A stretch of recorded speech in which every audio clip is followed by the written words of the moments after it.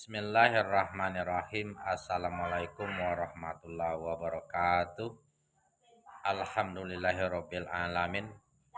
Ucapan kita sebagai rasa syukur atas kehadirat Allah Subhanahu wa taala yang telah memberikan nikmatnya, anugerah berupa nikmat iman, nikmat Islam, nikmat umur, rezeki. Mudah-mudahan atas anugerah ini semua kita dapat menghambakan diri kita kepada Allah Subhanahu wa taala dengan membekali diri untuk menghadapi kehidupan sesudah kematian. Wa ma khalaqtul jinna wal insa illa liya'budun. Dan sebaik-baiknya bekal adalah takwa. Maka Allah Subhanahu wa taala mengatakan, bertakwalah kepadaku wahai orang-orang yang berakal. Tentu kalau kita berakal sehat, pikiran kita jernih, hati kita suci, maka kita tetap berusaha semampu kita untuk membekali diri kita dengan takwa untuk menghadapi kehidupan sesudah kematian. Watazawwadu fa innahu khairuz taqwa wattaquni ya ulil albab. Shadaqallahul azim. Salawat beserta salam semoga selalu tercurahkan kepada baginda Rasulullah sallallahu alaihi wasallam dengan lapas Allahumma sholli ala sayyidina Muhammad wa ala ali sayyidina Muhammad. Mudah-mudahan kita termasuk golongan umat yang berbahagia sebagaimana beliau bersabda, sungguh berbahagia dan beruntung umat di akhir zaman yang belum berwujud.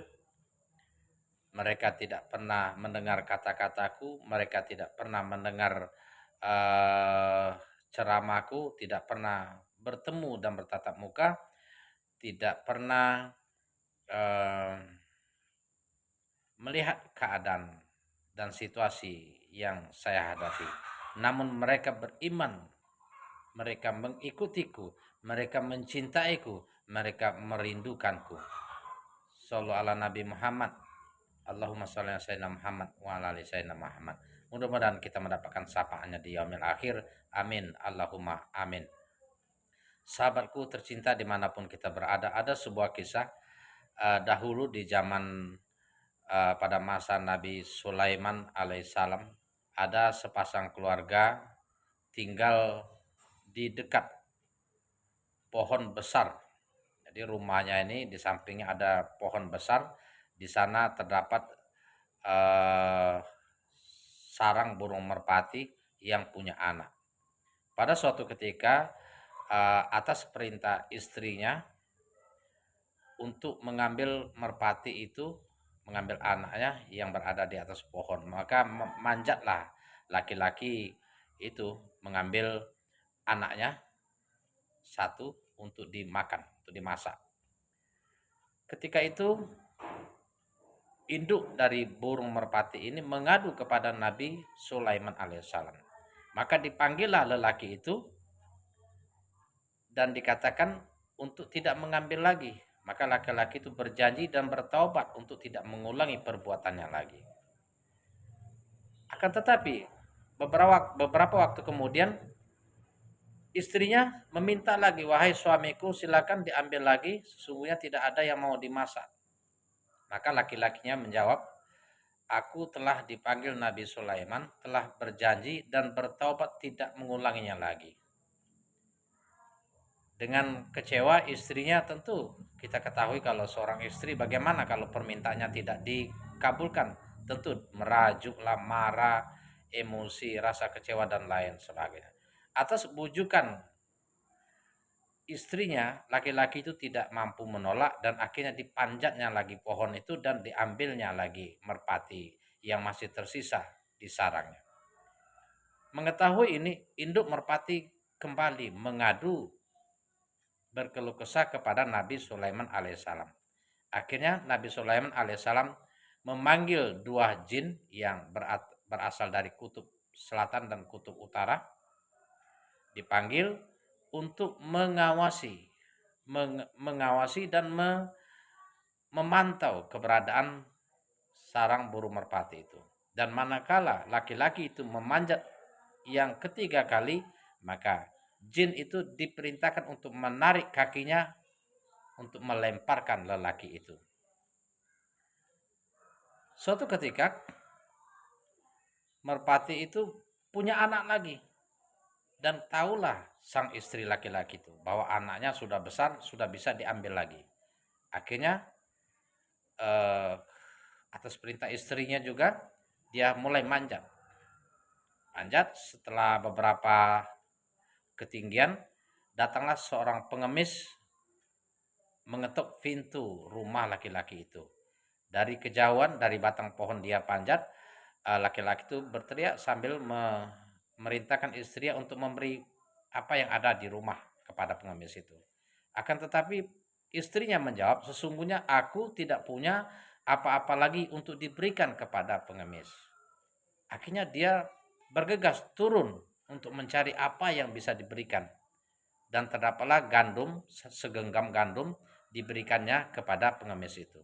Kemudian dia bergegas manjat kembali. Dan akhirnya diambilnya lagi merpati yang ada dengan aman, diserahkan kepada istrinya. Singkat cerita, induk merpati ngulang menghadap Nabi Sulaiman atas kekesalannya, atas kekecewaannya terhadap laki-laki itu yang telah mengambil anaknya kembali.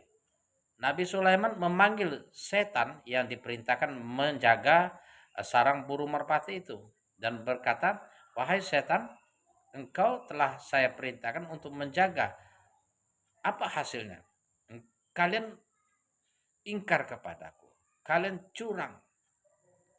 Dan jin itu menjawab, "Kami sudah berusaha, wahai Nabi Sulaiman alaihissalam. Kami telah menunggu dan bergegas untuk menarik kaki laki-laki itu. Tetapi pada saat dia mulai memanjat, dia memberikan sedekah, memberikan gandum kepada pengemis yang datang mengetuk pintu rumahnya.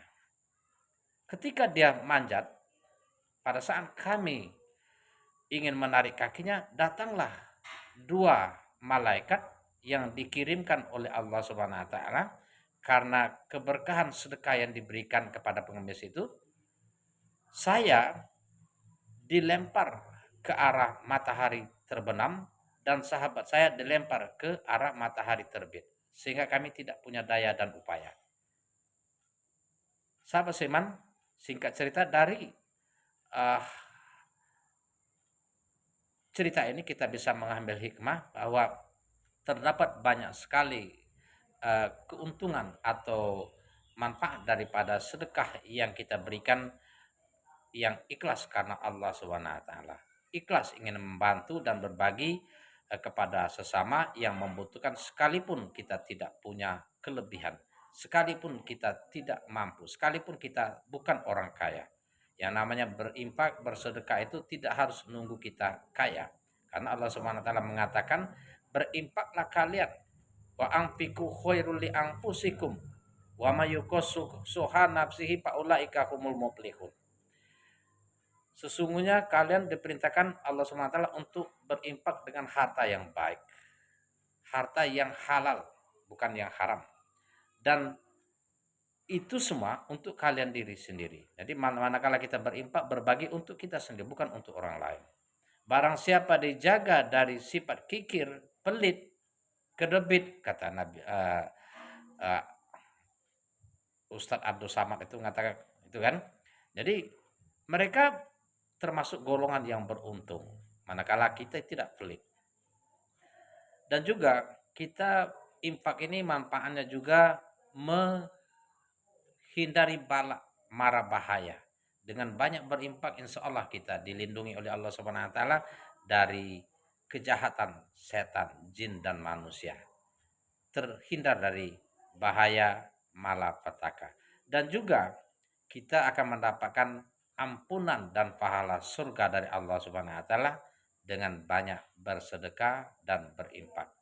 Allah Subhanahu wa taala mengatakan, "Wasari'u ila magfiratin mir rabbikum wa jannatin arduha samawati wal ardu iddat lil muttaqin allazina yunfiquna fis sarra'i wad dharra."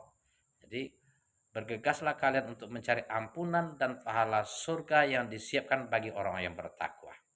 yaitu bagi orang yang gemar berinfak, bersedekah ataupun berbagi kepada yang lain walaupun dalam keadaan lapang dan dalam keadaan sempit. Dan Allah SWT mengatakan di dalam ayat lain, di dalam surah As-Saba ayat 39, wa ma anfaqtum min sa'in fahuwa yulifuhu wa huwa khairur raziqin. Apapun yang kalian infakkan, kalian sedekahkan kepada orang yang membutuhkan, pasti aku balas. Firman Allah Subhanahu wa taala. Dan sebaik-baiknya pemberi rezeki hanya Allah Subhanahu wa taala. Demikian, mudah-mudahan ada manfaatnya untuk kita semua. Assalamualaikum warahmatullahi wabarakatuh.